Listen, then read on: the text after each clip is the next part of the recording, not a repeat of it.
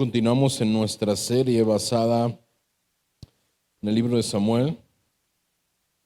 Y en este pasaje encontramos un momento crucial en la historia de Israel.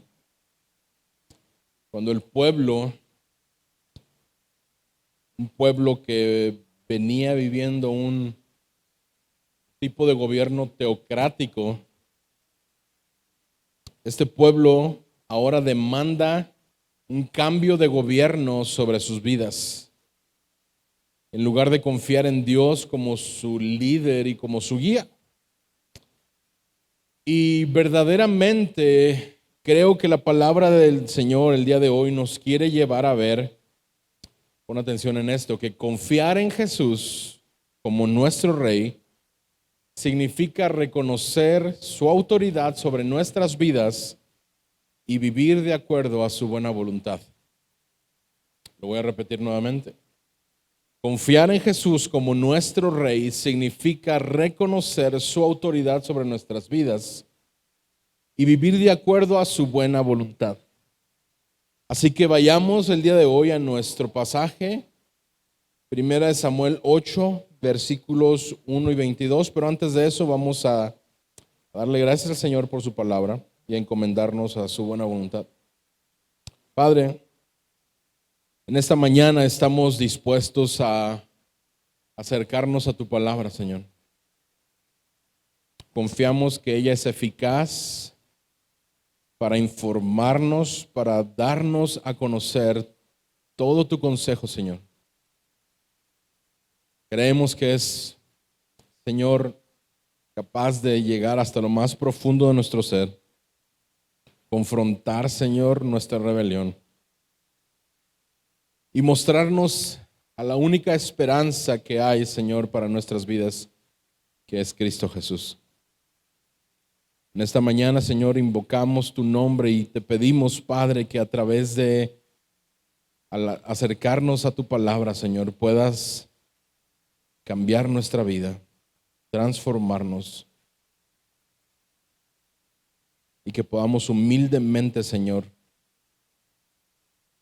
confiar en tu palabra y decidir, Señor, hacer tu voluntad. Padre, te pido que toda distracción que haya alrededor nuestro sea quitada. Señor, te pido que toda distracción de mi mente la puedas quitar en este momento. Señor, que tu palabra, Señor, pueda ser expuesta fielmente, Señor. En el nombre de Cristo Jesús te lo pido. Amén. Amén. 1 Samuel 8, versículo 1.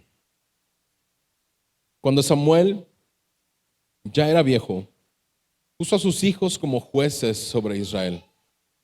El nombre de su primogénito era Joel y el nombre del segundo Abías. Estos juzgaban en Beerseba, pero sus hijos no anduvieron en los caminos de su padre, sino que se desviaron tras ganancias deshonestas. Aceptaron sobornos y pervirtieron el derecho. Entonces se reunieron todos los ancianos de Israel y fueron a Samuel en Ramá y le dijeron: mira, has envejecido y tus hijos no andan en tus caminos. Ahora pues, danos un rey para que nos juzgue, como todas las naciones. Pero fue desagradable a los ojos de Samuel que dijeran: danos un rey que nos juzgue. Y Samuel oró al Señor. Samuel fue uno de los hombres más consagrados de toda la Biblia. Y para este tiempo, el profeta Samuel ya era un hombre viejo.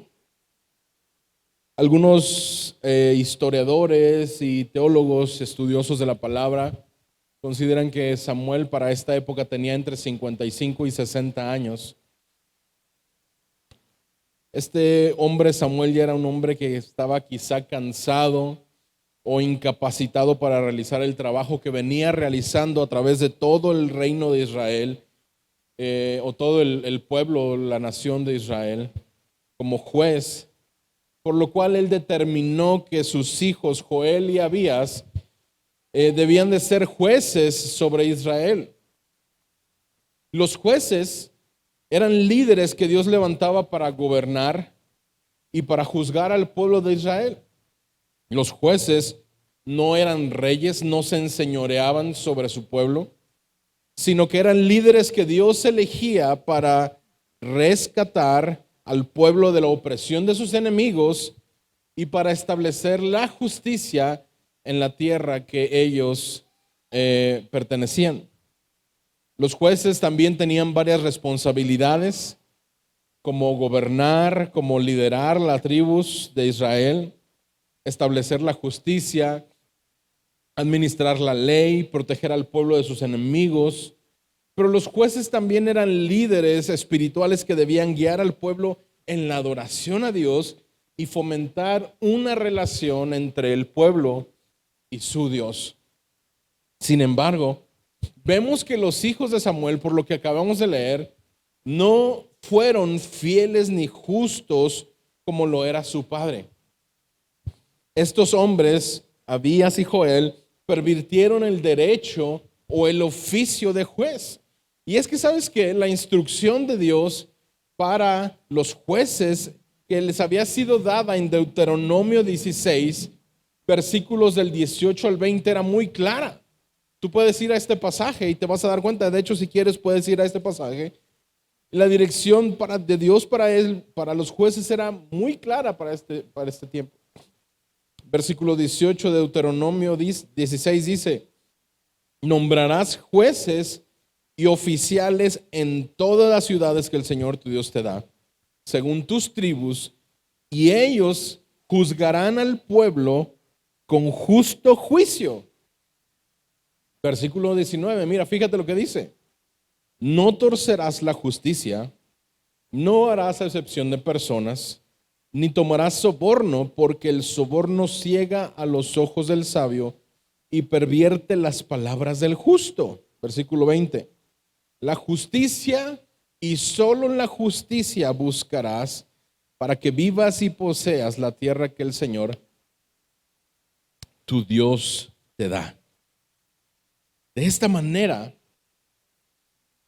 la instrucción que el Señor había dado al pueblo acerca de los jueces, estos hombres, los hijos de Samuel, se habían corrompido y habían pervertido este mandamiento, este oficio.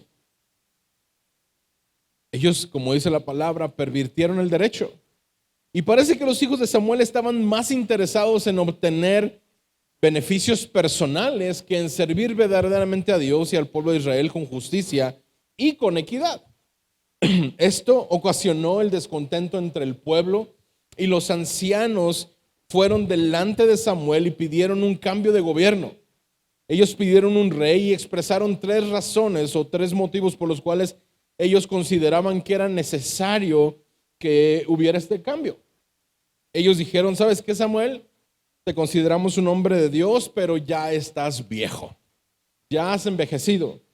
Algunos comentaristas, como te digo, piensan que estaba entre 55 y 60 años en este tiempo. Y a pesar de que Samuel viviría todavía 20 años más, estos hombres lo consideraban imposibilitado para continuar ejerciendo el cargo por el cual había sido delegado como juez a Israel.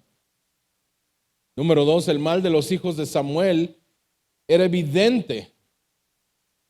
Era muy evidente el hecho de que estos hombres, los hijos de Samuel, habían pervertido el llamado de Dios sobre sus vidas. Y número 3, ellos deseaban ser gobernados por un rey para así poder ser iguales al resto de las naciones. Ahora, el deseo de tener un rey no era malo. Dios sabía que vendría un rey, que un día Israel tendría un rey. Dios incluso había dado instrucciones, lo vimos hace algunas semanas. El pastor Emanuel nos habló acerca de este pasaje en Deuteronomio 17. Y Dios había dado instrucciones muy claras para el futuro rey. Había un rey en el plan de Dios para Israel. Pero la razón por la cual este pueblo de Israel quería ser gobernado por un rey no era la razón más correcta, no eran las razones más correctas. Ellos querían ser como el resto de las naciones.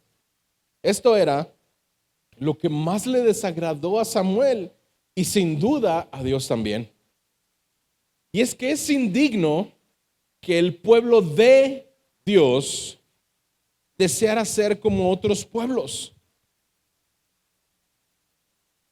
Es indigno que el pueblo que le pertenecía al Señor deseara ser al igual que los pueblos que no conocían a Dios ni vivían según la ordenanza o según los pasos que la palabra de Dios les había dado. De hecho, esta no era la primera vez que el pueblo de Israel había deseado tener un rey. Ellos propusieron a Gedeón. Si tú vas ahí al libro de los jueces, en el capítulo 8, por ahí del versículo 23, el pueblo de Israel le pide a Gedeón que sea su rey. Pero Gedeón rechazó esto diciendo de esta manera, fíjate, jueces 8:23 dice: no reinaré sobre ustedes, ni tampoco reinará sobre ustedes mi hijo. El Señor, ¿qué dice? ¿Quién? El Señor reinará sobre ustedes. Es decir, la voluntad de Dios es que Dios fuera para ellos su rey. La voluntad de Dios para Israel es que ellos fueran un reino de sacerdotes y una nación santa, tal cual como lo expresó en el monte Sinaí. Por lo tanto, al ellos querer tener un rey, estaban rechazando la autoridad y el deseo de la voluntad de Dios para sus vidas. Y sin duda, a Samuel le dolió este rechazo. Pero más que eso, Samuel veía este motivo impío detrás de la solicitud de estos ancianos de tener un rey. Y Samuel hizo lo único que estaba a su mano hacer. Lo único que Samuel pudo hacer en esas circunstancias, Samuel lo hizo. Y esto fue orar. Samuel oró.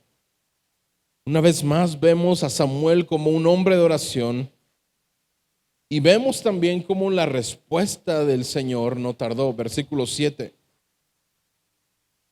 Ahí 1 Samuel 8, versículo 7 dice: y el Señor dijo a Samuel: escucha la voz del pueblo en cuanto a todo lo que te digan, pues no te han desechado a ti, sino que me han desechado a mí para que yo no sea rey sobre ellos. Así como todas las obras que han hecho desde el día que los saqué de Egipto hasta hoy, abandonándome y sirviendo a otros dioses. Así lo están haciendo contigo también. Ahora pues, oye su voz. Sin embargo, les advertirás solemnemente y les harás saber el proceder del rey que reinará sobre ellos. Sin duda, esta fue una situación angustiosa para Samuel. No era que el pueblo estuviera rechazándolo a él o que estuviera rechazando el que fuera juez sobre ellos. Incluso aquí la palabra desechando quiere decir despreciar o tomar livianamente. Y lo que este pueblo estaba haciendo era que estaba despreciando, estaba desestimando, estaba tomando en poca estima a Dios. Por consecuencia, caerían naturalmente en un desprecio para la obra que estaban haciendo los jueces en ese momento. Pero vemos a Dios de alguna manera consolando a Samuel, diciéndole: no es a ti al que rechazan. Israel pedía un rey que los gobernara. Ellos estaban pidiendo un cambio fundamental. Ellos estaban pidiendo pasar de la teocracia a una monarquía. Un cambio fundamental en el liderazgo de Israel. Pues después de 340 años de haber sido librados, liderados y guiados por los jueces, por Dios a través de los jueces, ahora ellos querían una monarquía. Ahora ellos querían un rey. No fue el sistema teocrático lo que provocó la decadencia en el pueblo de Israel. No fue el tipo de gobierno que ellos estaban teniendo lo que estuvo fallido y que provocó las circunstancias que el pueblo estaba atravesando. Fue la desobediencia del pueblo lo que provocó la decadencia de Israel, incluida la decadencia del liderazgo que tenían en ese momento. La teocracia demandaba obediencia, el gobierno de Dios demandaba una obediencia que ellos habían pactado con Dios al pie del monte Sinaí. Y mira, ve rápidamente por favor ahí a Éxodo 19, disculpen.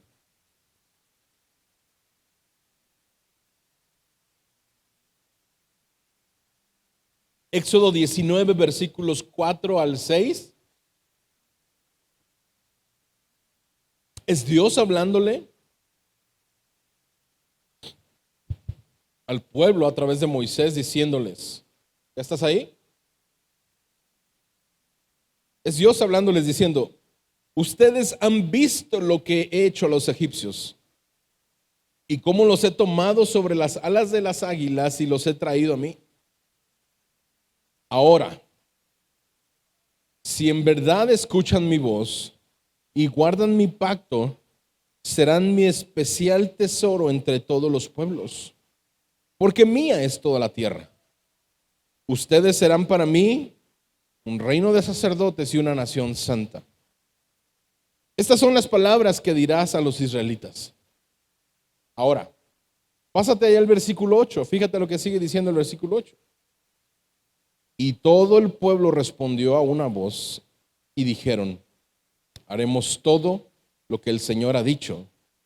Y Moisés llevó al Señor las palabras del pueblo. Dios había hecho un pacto con ellos. Les dijo, si ustedes escuchan mi voz y guardan mis mandamientos, ustedes serán para mí especial tesoro y serán para mí un reino de sacerdotes y una nación santa. Y ellos contestaron, sí, haremos todo lo que nos pides. Respondemos, haremos todo lo que el Señor ha dicho. Ellos como tomaron de la mano y dijeron, hicieron un pacto, un trato con Dios, un pacto con Dios. Un pacto que por supuesto, vez tras vez, el pueblo fue infiel y falló a este pacto. Y Dios, por supuesto, no falló a este pacto.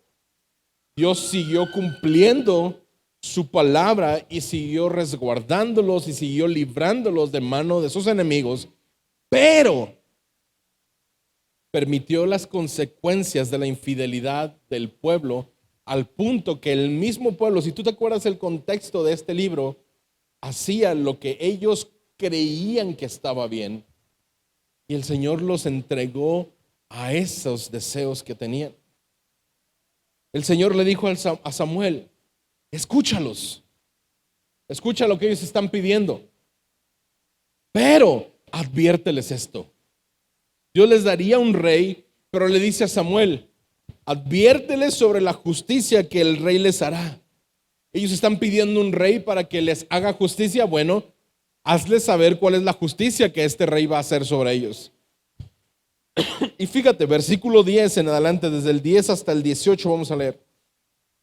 Entonces Samuel habló todas las palabras del Señor. Fíjate cuál fue esta advertencia. Habló todas las palabras del Señor al pueblo que le había pedido rey y dijo, así será el proceder del rey que reinará sobre ustedes. Tomará a sus hijos, los pondrá a su servicio en sus carros y entre su gente de caballo, y correrán delante de sus carros reales. Y el rey nombrará para su servicio jefe de 1000 y de 50, y a otros para labrar sus campos y recoger sus cosechas, y hacer sus armas de guerras y pertrechos para sus carros. También tomará a sus hijas para perfumistas, cocineras y panaderas. Les tomará lo mejor de sus campos, de sus viñedos y de sus olivares, y se los dará a sus siervos. De su grano y de sus villas tomará el diezmo para darlo a sus oficiales y a sus siervos. Les tomará también sus siervos y sus siervas, sus mejores jóvenes y sus asnos, y los usará para su servicio. De su rebaño tomará el diezmo, y ustedes mismos vendrán a ser sus siervos. Ese día, escucha esto, clamarán por causa de su rey a quien escogieron para ustedes, pero el Señor no les responderá ese día. Samuel está diciendo al pueblo, este rey tomará a sus hijos como soldados y siervos, como peones, como jornaleros, los usará para fabricar armas y sus carros, los mandará al frente de su carro en el tiempo de batalla. Las mujeres servirán en su cocina, el rey se apoderará de sus tierras, sacará lo mejor de sus tierras y las dará como regalos a sus amigos. Sus viñedos cobrará tarifas e impuestos. En pocas palabras, ustedes vendrán a ser sus siervos o esclavos. Yo no sé si a ti te admira o te maravilla, pero qué descripción tan clara de lo que es un rey.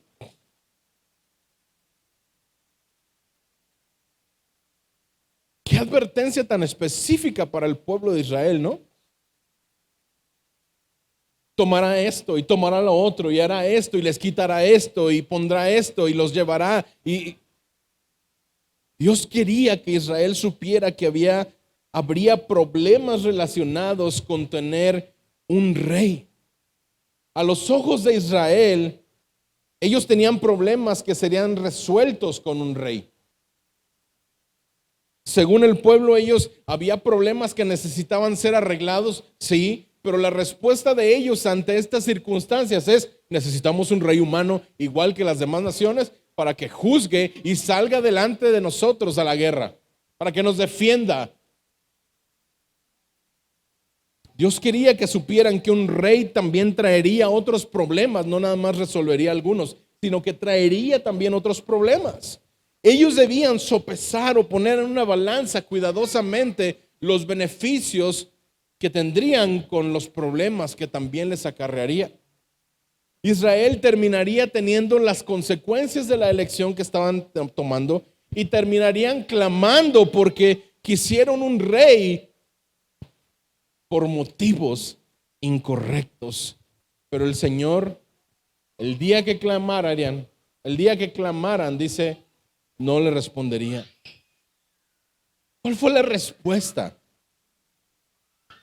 Si a ti te dijeran, si tú tomas esta decisión, te va a pasar esto y esto y esto y esto, y te van a quitar esto, y no vas a tener esto, y vas a sufrir esto, y vas a padecer esto y esto y esto y esto y esto.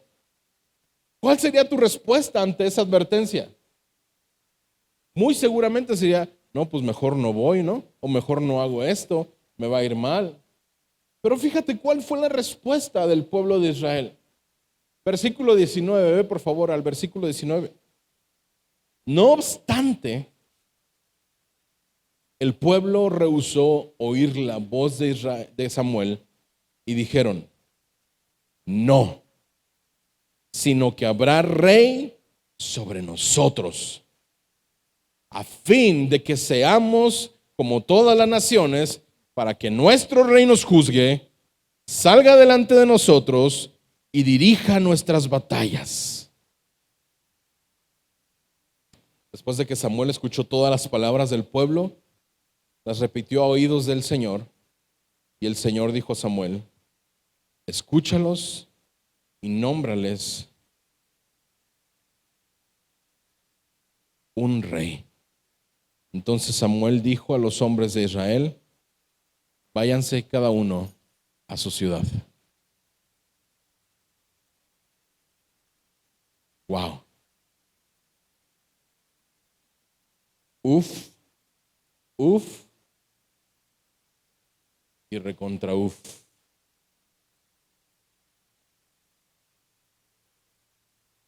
Samuel les explicó cuidadosamente todas las consecuencias de tener un rey.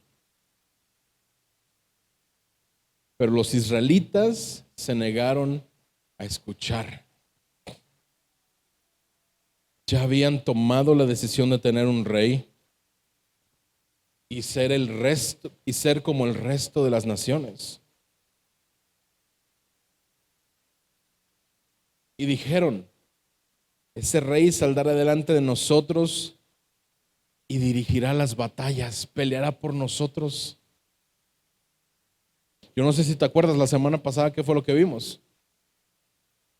Cuando ellos se volvieron al Señor, se arrepintieron de sus malos caminos, desecharon los ídolos que tenían en medio de ellos. Cuando vino el ataque de los filisteos, ¿qué fue lo que sucedió? ¿Acaso no tenían ellos ya un rey que peleaba por ellos? ¿Acaso no tenían un Dios soberano que había vencido a los filisteos y los había entregado en sus manos? A ellos no les hacía falta un rey.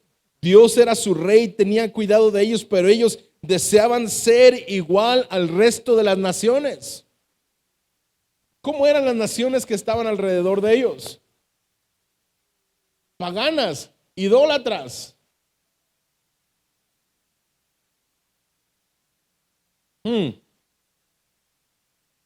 Como que suena medio,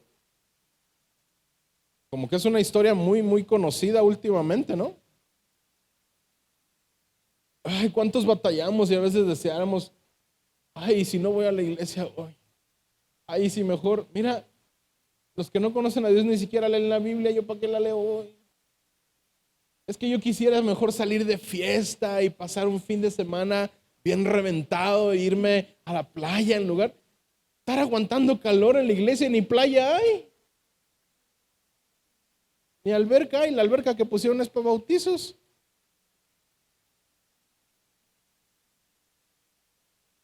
¿Por qué queremos ser como otras naciones?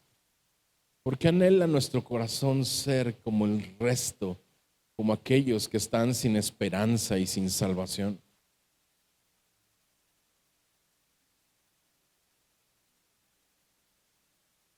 Dios era su rey. Tenía cuidado de ellos, pero ellos deseaban ser igual que el resto de las naciones. ¿Y sabes qué es lo que pasó? Samuel lleva estas palabras delante de Dios y Dios le dice: ok, dales lo que quieren. Señor, pero es que yo quiero salir de fiesta, quiero vivir la vida, soy joven, ya cuando sea viejito y no tenga esperanza, ahora sí me arrepiento y voy delante de ti. ¿Es lo que quieres? Dale. Vete a gastar la herencia, a vivir la vida.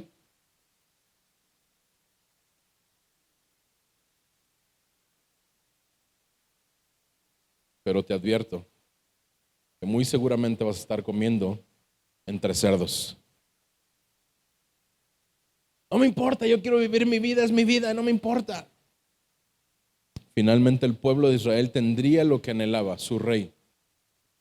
El Señor le dijo a Samuel: escúchalos y nómbrales un rey.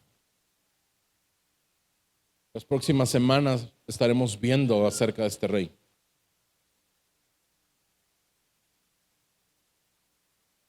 El Salmo 103, versículos 13 y 15, dice: pero pronto se olvidaron de sus obras, no esperaron su consejo, tuvieron apetitos desenfrenados en el desierto y tentaron a Dios en las soledades, y Él les concedió lo que pedían.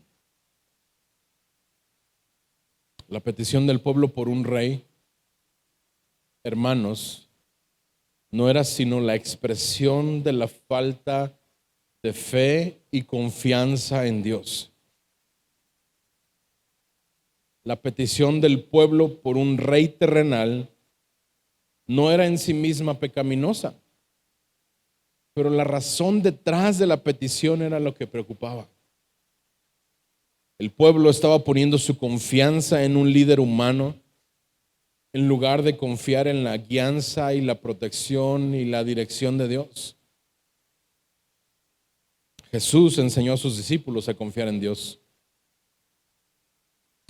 En Mateo 6, versículos 25 al 34, el Señor les dice a sus discípulos: por eso les digo, no se preocupen por su vida, qué comerán o qué beberán, ni por su cuerpo qué vestirán.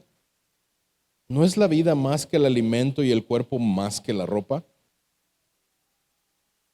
Miren las aves del cielo, que no siembran, ni ciegan, ni recogen en graneros, y sin embargo, el Padre Celestial las alimenta. ¿No son ustedes de mucho más valor que ellas? ¿Quién de ustedes, por ansioso que esté, puede añadir una hora al curso de su vida? Y por la ropa, ¿por qué se preocupan? Observen cómo crecen los lirios del campo, no trabajan ni hilan, pero les digo que ni Salomón en toda su gloria se vistió como uno de ellos. Y si Dios así viste a la hierba del campo, que hoy es y mañana es echada al horno, ¿no hará Él mucho más por ustedes, hombres de poca fe? Por tanto, no se preocupen diciendo qué comeremos o beberemos o con quién nos vestiremos, porque los gentiles buscan ansiosamente todas estas cosas. Que el Padre Celestial sabe que ustedes necesitan todas estas cosas, pero busquen primeramente su reino y su justicia, y todas estas cosas les serán añadidas. Amigos, hermanos, esta mañana, en nuestra propia vida, también podemos ser tentados a poner nuestra confianza en las cosas terrenales. Todos los días, tú y yo somos tentados a poner nuestra confianza en las cosas terrenales en lugar de buscar la guianza y la dirección de Dios. A veces podemos pensar incluso que las soluciones a nuestros problemas se encuentran en nuestra propia capacidad o en las cosas que poseemos. Pero como creyentes, como hijos, como parte del pueblo de Dios, debemos recordar que nuestro verdadero Rey es el Señor Jesucristo y debemos poner nuestra confianza en Él.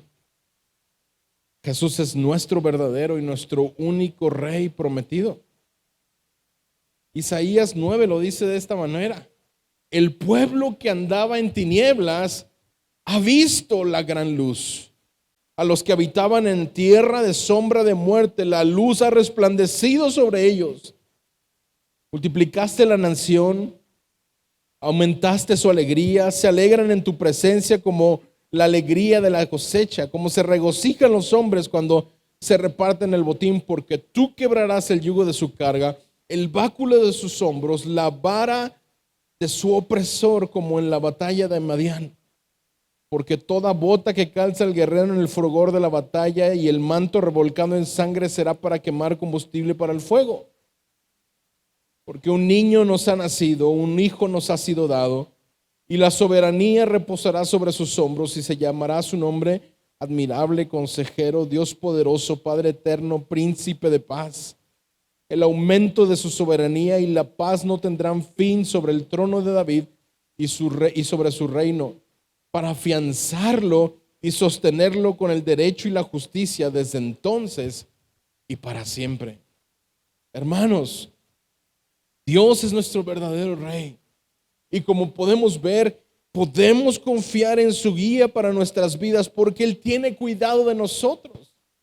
A diferencia de un rey terrenal como el que Israel estaba pidiendo, ese rey se iba a enseñorear sobre ellos, iba a tomar de ellos. Pero a diferencia de este reino terrenal, el reino eterno de Cristo, de nuestro Señor y Salvador, es un reino que no toma de nosotros, sino otorga a nosotros. Aquellos que estaban en oscuridad, les resplandeció luz. Aquellos que no eran nación los llamó a ser nación y los multiplicó como nación. Aquellos que estaban en tristeza aumentó su alegría. Aquellos que estaban bajo opresión, ahora el yugo había sido quebrantado, el yugo de su carga había sido quebrantado. Ahora este rey que vendría sobre nosotros, este rey que quiere reinar sobre cada uno de nosotros, su nombre es admirable, consejero, Padre eterno, príncipe de paz. Puras cosas para dar.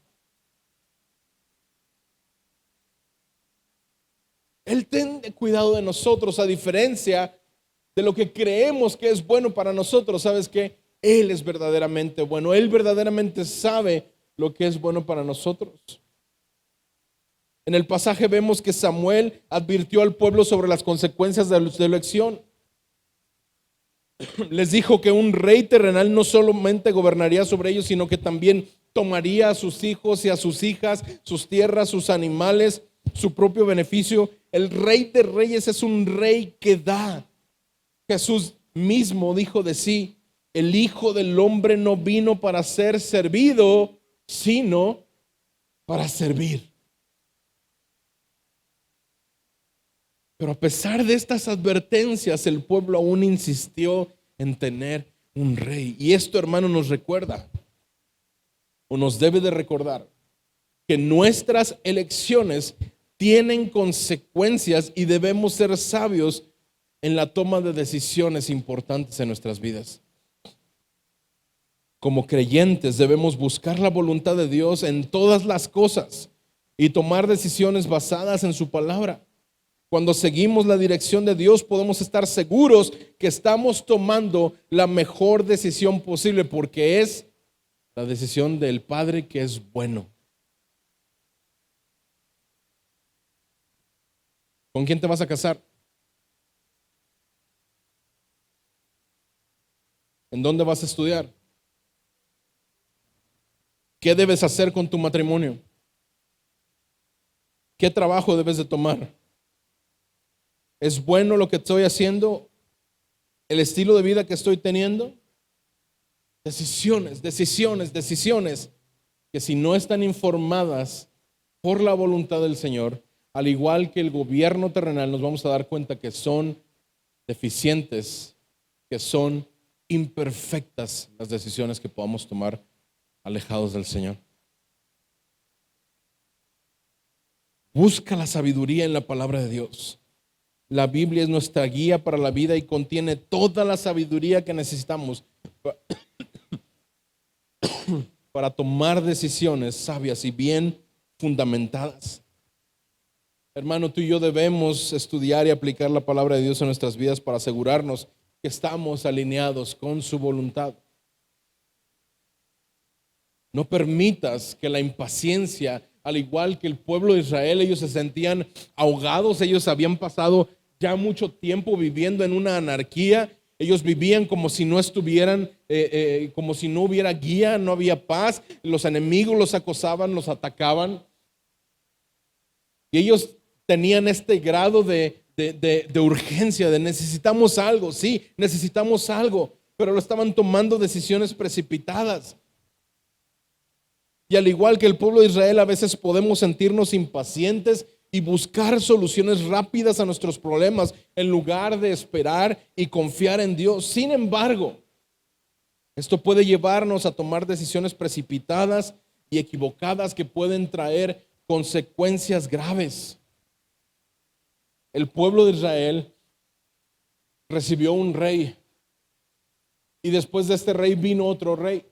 Este primer rey que tuvieron hizo el mal, falló delante de Dios. Después vino otro rey que el Señor puso sobre ellos.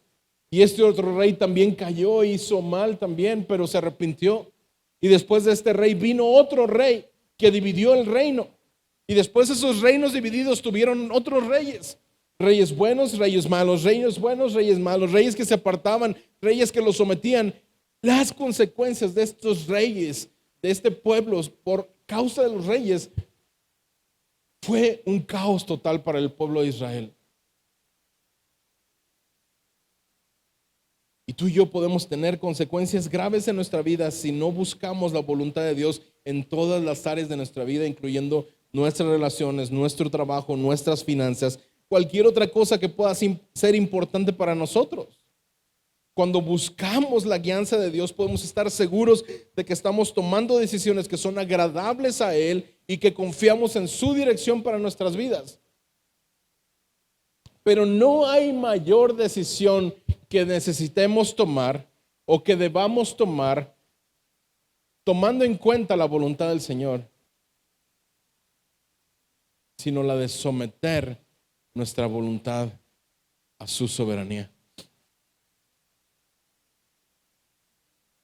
Hay un sentido en el rechazo del pueblo de Israel a Dios, un tanto profético. Este pueblo que estaba rechazando la guianza y la dirección de Dios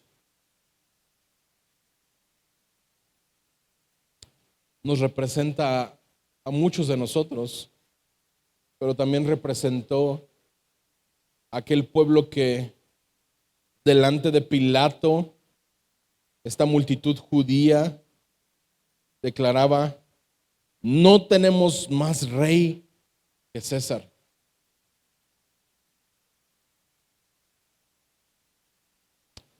Jesús, hermanos, fue un rey rechazado. Los israelitas rechazaron la dirección y el gobierno de Dios al pedir un rey. Dios les daría un rey que ellos pedirían. Esto no quiere decir que se le haya salido de control o que se le hayan salido de las manos la situación a Dios. Al contrario, los propósitos de Dios se estaban cumpliendo indefectiblemente. Pues al mismo tiempo que se estaba poniendo un rey sobre ellos o que estaban pidiendo un rey, vendría un rey. Un reino en el cual en ese momento se le estaba dando paso a este linaje del rey verdadero, del rey eterno, Jesús, el rey eterno, que de igual manera fue rechazado por su pueblo, pero que quienes a través de su muerte y resurrección vendrían a tomar lugar o a formar parte como esta piedra angular de un reino eterno. El Salmo 118, versículo 22, proféticamente habla acerca de Jesús y cómo éste vendría a ser parte fundamental de este reino eterno. Salmo 118, 22 dice: la piedra que desecharon los edificadores ha venido a ser la piedra principal del ángulo. Por tanto, así dice el Señor Dios: yo pongo por fundamento en Sión una piedra probada, angular, preciosa, fundamental, bien colocada. El que crea en ella no será perturbado. Ahora ve rápido, por favor, a Efesios 2. Efesios 2, versículos 19 al 21. Fíjate rápidamente lo que dice. Te voy a dar unos segundos para que puedas buscarlo.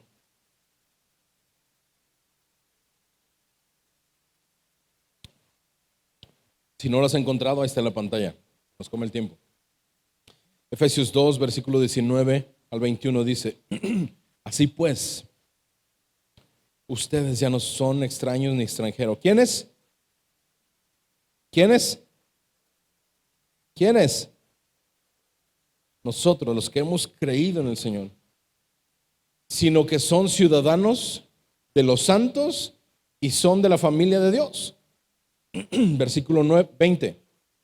Estén edificados sobre el fundamento de los apóstoles y profetas, siendo Cristo Jesús, están siendo ustedes, que ya no son extraños ni extranjeros, sino que son ciudadanos de los santos y de la familia de Dios, están siendo edificados sobre el fundamento de los apóstoles y profetas, siendo Cristo Jesús, ¿quién? La piedra angular,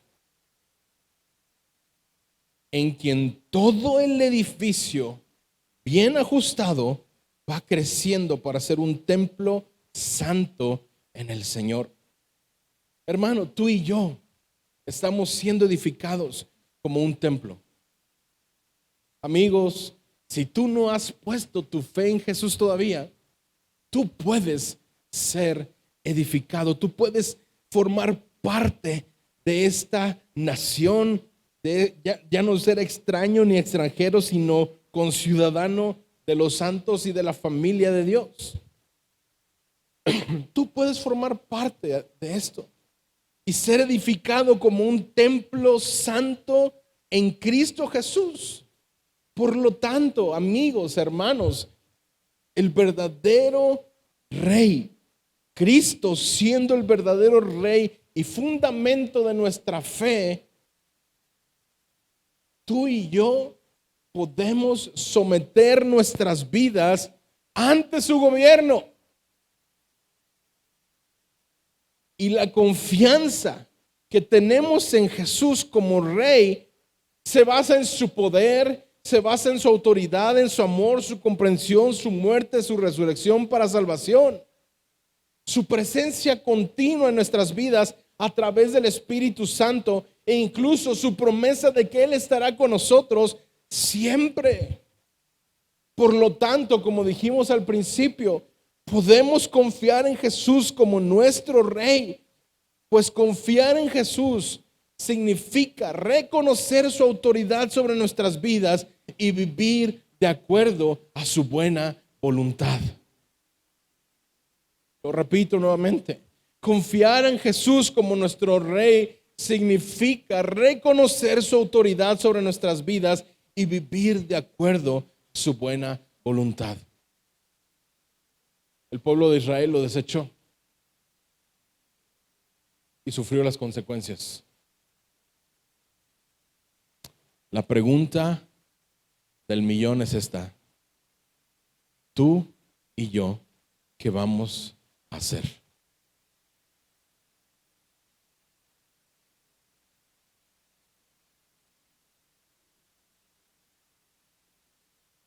¿Confiaremos en Jesús como nuestro Rey? ¿O seguiremos buscando la solución para el caos que ha habitado nuestras vidas por mucho tiempo? ¿Qué vas a hacer?